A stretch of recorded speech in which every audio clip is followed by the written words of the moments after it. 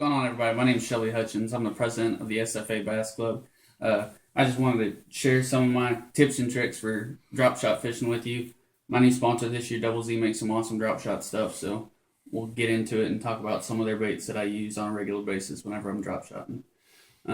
First thing is I use a casting rod. Most people still use a spinning rod for drop shotting, but whenever you're fishing on these grass lakes like Rayburn and Toledo, I think you need that extra leverage to get those fish out.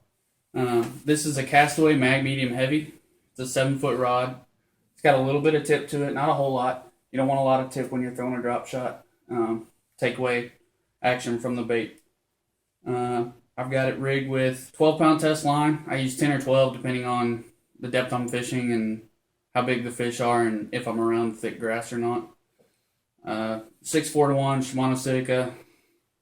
Really any old reel will do. It really doesn't matter the gear ratio. I like a little bit slower gear ratio, especially if you're fishing really deep, because if you reel them up too fast, they'll get the bends and you'll have fish care problems.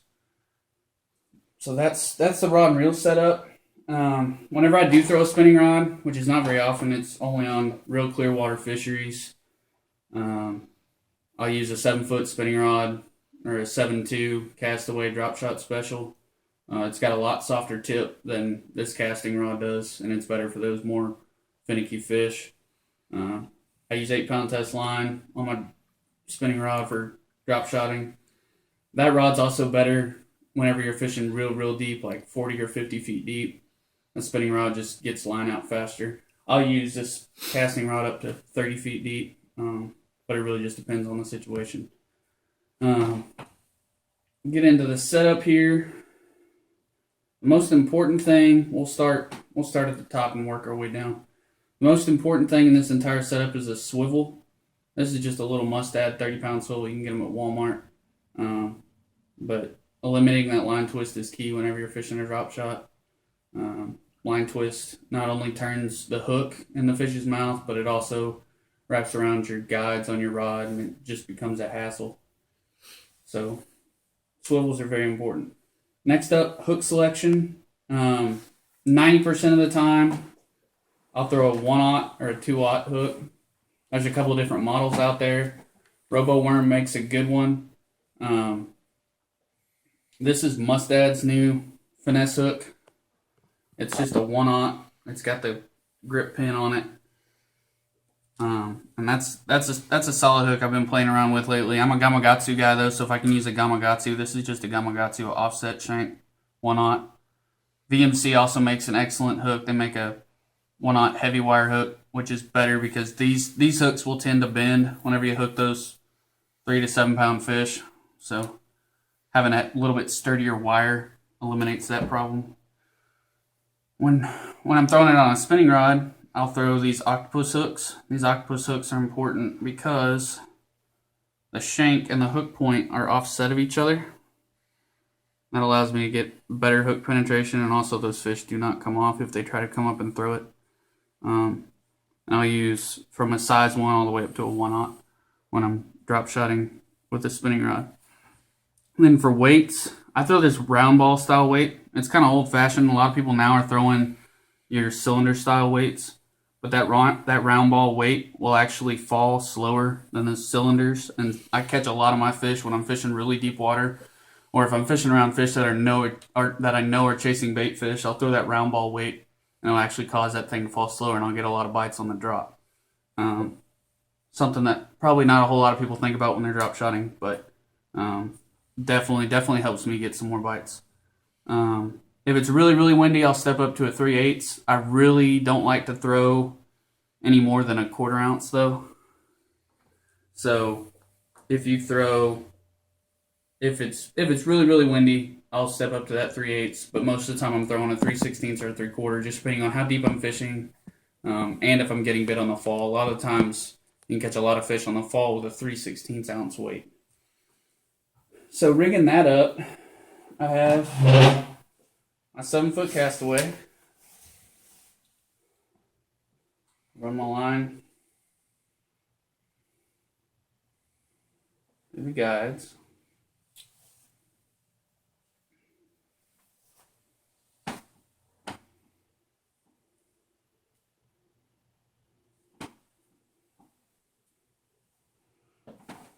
And we'll tie that swivel on. I've already got some leader material out here. But the knot that I'm going to tie to this swivel is a San Diego Jam. It's also known as a 3-tag knot. You can burn line really, really bad with a Palomar knot. Some of the other knots that are known in the industry today. Do 3 or 4 wraps. Once you get to 3, it really doesn't make a difference. Make sure you cinch it down and you wet it. That way you don't burn the line. Got your 3 tags. Cut those off. Alright. So now I've got a swivel on there. 2 parts of the swivel turn independently of each other, limiting the line twist. We have our leader. I go anywhere from 2 feet to 3 feet long, depending on my leader. A lot of the times it just depends what spool line I have laying around. If I have a full spool of 12 handy, I'll use 3 feet. But at the same time, you don't want too much distance between the swivel and the hook that it limits your casting distance. Because that swivel, it's really not a good idea to put that swivel through that first eyelet of the rod most of the time. Bottom side of the swivel, I'll tie another San Diego Jam, 3 or 4 wraps. Once again, didn't quite give myself enough tag here, but we'll make it work. Okay.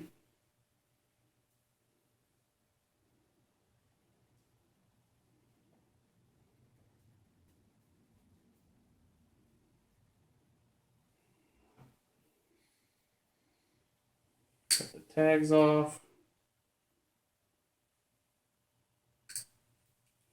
Okay. I've got a swivel on there. I'll put my hook on there about halfway down. It depends a lot. Where I put my hook is very dependent on where I mark the fish on the graph. I rely on my down scan and side imaging to find these fish. And depending on what they're feeding on and how aggressively they're feeding, I'll change the length of my leader between the swivel and the hook, and also between the hook and the weight. If those fish are a foot to 2 feet off the bottom, I'll put that hook on there a foot and a half to 2 feet up the line. That way it's right there in those fish's face when it gets down there to them. But most of the time I put it about 10 inches above the weight. And for the hook, I do tie a Palomar knot for one simple reason, and that is that I'll have a tag in to put my weight on, and also I can present the hook and therefore the bait in a way that is perhaps more appealing to the fish, because I take that tag in. See how that hook's upside down right there? I don't know if you can see that. That hook's upside down right there. You run that tag end back through the eye of that hook. That'll make that hook sit up. And the hook point will be perpendicular to the line. Just like that. You want it perpendicular or at an angle like that. That way whenever that fish grabs it, you've got easy hook penetration right there. Okay? I'll take my ball style weight, put it on there, and this has that little line cinch deal, but a lot of times I'll tie it on there with just a square knot or something like that. And that's pretty standard for my drop shotting setup for throwing a casting rod. I like that black nickel swivel. I don't want a gold swivel or silver swivel or a brass swivel or anything like that. I don't want it to take any of the attention away from the bait. I don't need something shiny up there, up the line, that a fish might mistake for a small shad or something like that to distract the fish from what I'm going to put on the hook. Put this to the side. As to what I put on the hook, Double Z has several options here. For your bigger drop shot stuff, if you're on Lake Fork or some places like that, and you want to eliminate the 2 to 3 pound fish, this 8-inch structure paddle tail by Double Z is an excellent choice. All of Double Z's plastics float, which gives them an advantage. Also, they're all scented with garlic. So if you have sunscreen or something on like that, that garlic will cover that up. It's an 8-inch long bait. It's got a floating tail. Looks great on a drop shot. Looks great on a Carolina rig. You can use it on a Nico rig, anything. Just a very, very versatile bait. For the smaller offerings, this is really popular on the East Coast with some spotted bass guides out there. This is the catch-all minnow, also known as a cam. It's a little 2.5 inch long bait. This is watermelon red. It's a fluke style with a flat tail. It has the belly slit. Very good in the fall whenever they're targeting smaller bait fish. Very good whenever the bite's real tough and you're just trying to get 5 fish in the boat. That's a really good bait to do that. Also, anytime around spotted bass, that thing kills. We have watermelon red, and we also have perfect shad. So whenever you are graphing around and you're trying to figure out what the fish are feeding on, whether they're feeding on shad or bluegill or herring or something like that, it's important to match the color of the plastic to whatever the fish are eating. So this perfect shad, say in the fall, the fish are moving into the creeks and you're catching them on channel bends in the creeks as they're moving in to feed. That perfect shad's a great color. But my number one bait, 90% of the time, is going to be this 6-inch shaker. My all-time favorite color on a drop shot's green pumpkin. It works when it's sunny. It works when it's cloudy. They can mistake it for shad, and they can mistake it for a bluegill. It's a very, very versatile color and meets the need in most situations. This is the 6-inch shaker.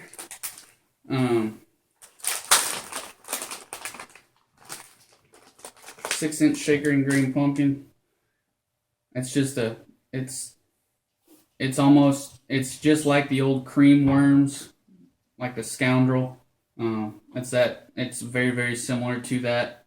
But this floats. It's got a flat side on the bottom or the top, depending on how you rig it. And it floats just like all Double Z's plastics. And that to me is the most versatile worm in the world, because I can use that on a Nico rig. I can use that on a Carolina rig if they're eating small bait. But 90% of the time, that's my drop shot bait of choice. I also have 2 other colors that I use a lot. This first color is Margarita. It's a play off of Margarita Mutilator and various other colors that RoboWorm has put out in the past few years. It's a purple, mostly purple worm. It's got a little brown belly and a little blue stripe down the side. And then it's got that classic red flake in it. This is a great color during the pre-spawn. Also a very good summertime color whenever they're feeding on bluegill. If you're in a lake that has really dark colored bluegill, have a lot of the black and the purples in them, that's a great color to throw. I throw that a lot on Conroe and catch a lot of fish on that. Last but not least, this is called Texas Magic. It's a play on watermelon red. It has that textbook hand-poured brown bottom, and it too has a blue stripe down the side, and then has your watermelon red flake on the top. Very, very good fish catching colors. Like I said, all Double Z's float. They're very soft plastic, and they respond to every little twitch of the rod, which is very, very important when you're drop shotting. When I do fish these baits, one thing I notice a lot of people make, I'll go ahead and rig one up here. One mistake I notice a lot of people make is they're moving the bait around. They're moving their whole rig around rather, instead of just the bait. And that's one of the biggest mistakes you can make whenever you're fishing a drop shot. I'll post a video here in the next few days that illustrates how I fish a drop shot in practice. But most people, whenever they fish a drop shot, they've got the weight and it all gets to the bottom, and then they do that. They just lift the whole rig up and down. Problem with that is, one, you're not giving the bait any freedom to do anything, so it's just going up and down with the weight, and you're totally taking the action out of the bait. But also, it looks very, very unnatural to the fish, because then all of a sudden they see this weight banging against the bottom, they know something's up. So the proper way to do this, throw it out there, let it fall all the way to the bottom. I give it slack until it sits on the bottom. And then very slowly, I pick it up just until I can feel the weight. And then I play with a slack that I can feel between the weight and the bait sitting on the bottom. And I'll move it very, very slowly with my rod tip. This is when having a rod with a little bit softer tip, like this Castaway, comes into play. Because I can play with that bait with that little bit of tip, and whenever he bites, I can get a quick hook set and get into him. It's a very technical rig. It's a very versatile rig, and I've used it in many of my collegiate tournaments. I finished second on Lake Hamilton throwing it my sophomore year. I just got back from Grand Lake and threw this up there and finished fourth in the FLW Conference Championship throwing it. You just got to take the time to learn it. Got to take the time to play with the goods and bads of it. But I truly believe it is one of the most effective and versatile ways to catch fish. Regardless of whether you're on Sturgeon Bay or down here on Rayburn and Toledo. I've won numerous tournaments on Rayburn and Toledo throwing it. So it's just something to play with. It's something to get comfortable with, because it will bail you out of tournament situations when nothing else will. So those are the tips that I have, and I hope that helps some people. Like I said, I'll be posting a video later that shows me fishing it in practice. And I'll show you some of the little nuances and things that I do to help me get more bites that way too. If y'all have any questions, please feel free to ask, and we'll see y'all next time.